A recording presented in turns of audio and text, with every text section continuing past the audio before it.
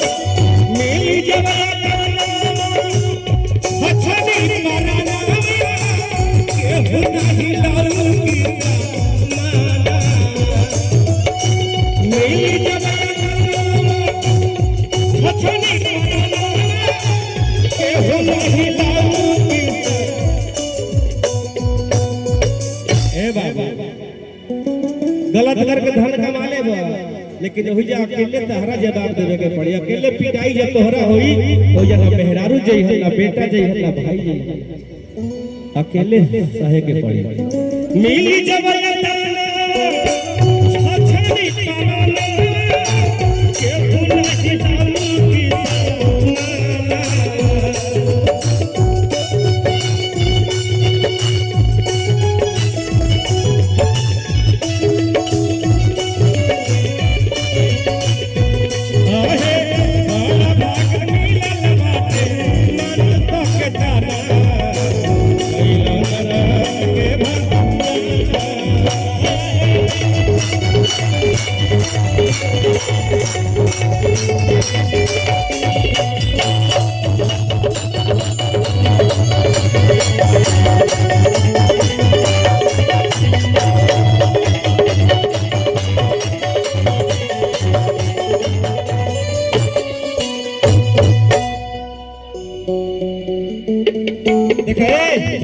रुक जा जब एक बेटी मेरे गोद में आई है तो एक लाख बेटी के भी बात होके चाहिए ना बेटी के बात होके चाहिए।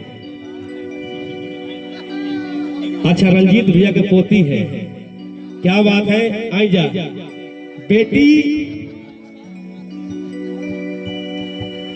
अब तो कुछ ठीक हो गई पहले के जमाना में बेटी के भावे ना रहे रंजीत भैया पहले के जमाने में बेटी के कोई भावे ना रहते रहे लोग बेटी होके उदास लोग हो जाए बेटी हो जाती थी घर में उदास लेकिन बेटी खाती हम एगो बात कह चाहते निका कि बड़ा नीर दैया सैया हर मिलले कसाई हो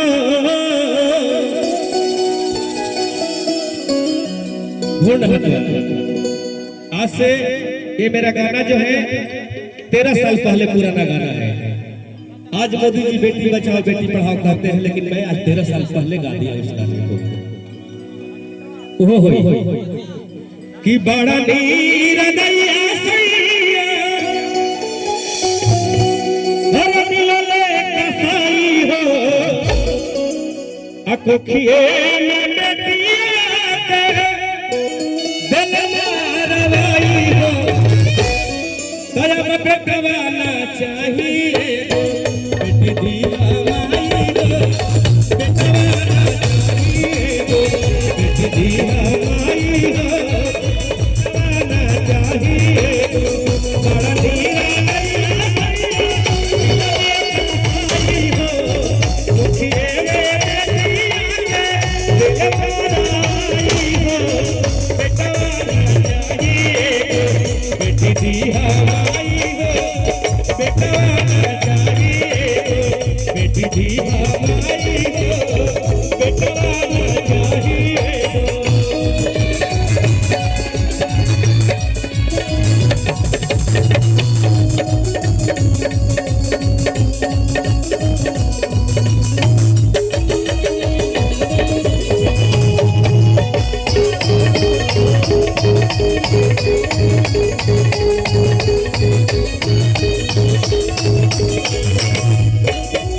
बेटिए भाई बाटे जग के छाती हो तब काहे बेटियों के होतई सदगाती हो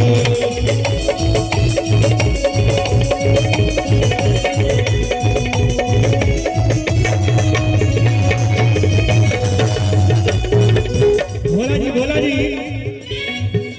एक बेटी ही एक दिन माँ बनती है तो छोटू छलिया जैसा बेटा पैदा होता है। एक बेटी ही माँ बनती है तो लालू यादव नरेंद्र मोदी पैदा होते हैं। बेटी ही माँ बनती है तो आप लोग हम लोग पैदा होते हैं। ये ध्यान देने की बात है, इसलिए बेटा और बेटी में आप लोग थोड़ा भी अंतर मत समझिए। अभी एक बेटी इतिहास बना के आई है ना, 8 महीना के बाद अंतरिक्ष से, क्या नाम था उनका? कौन व्यक्ति बताएंगे? अंतरिक्ष से सुनीता विलियम, वो भी एक बेटी है ना। उससे पहले एक बेटी अंतरिक्ष में ही मारी गई थी। जैसे पढ़ाओ के काम रील पर झुराए के काम नहीं थे। बाबू लड़का तो से कहता नहीं ना, तो कोई बताए इससे पहले एक बेटी मारी गई अंतरिक्ष में मारा गई। उनका क्या नाम था? सुनीता विलियम से पहले एक और। हाँ क्या बात है, एक बार जोरदार ताली बजाइए। मेरे भाई ने बताया जैसे पढ़ाओ के रील पे कम ध्यान देने के बाद जैसे ही 3 बजे तक लोग सट्टाबाजी खेले खातिर शुरू कर देता है, तब तक पढ़ाई पर कोई ध्यान नहीं रहा। कहाँ मैच में हाँ लगेले बड़ा लोग कीबोर्ड बजाओ करके साटा तक करना पैसा आई हो जुए है एक को जुए कहल जाला। एक घर पे लाश खेल मतलब जुएड़ी कही। अब पूरा हम 70% लोग जुएड़ी हो गया है। जो लोग उसको सट्टा लगाते हैं सब जुएड़ी ना है। बेटिए से भाई बाटे जग के कसाई हो तब काहे बेटियों के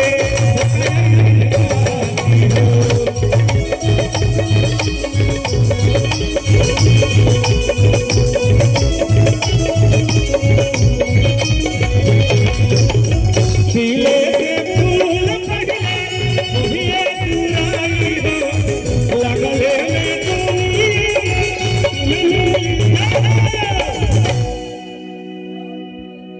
अगर पेटे में बेटी के मार दिया जाए, खिले से फूल अगर कोढ़ी को तोड़ दिया जाए तो फूल ऐसे नहीं करेगा, उसका ना खुशबू ना कलर ना सुगंध कुछ नहीं मिलेगा।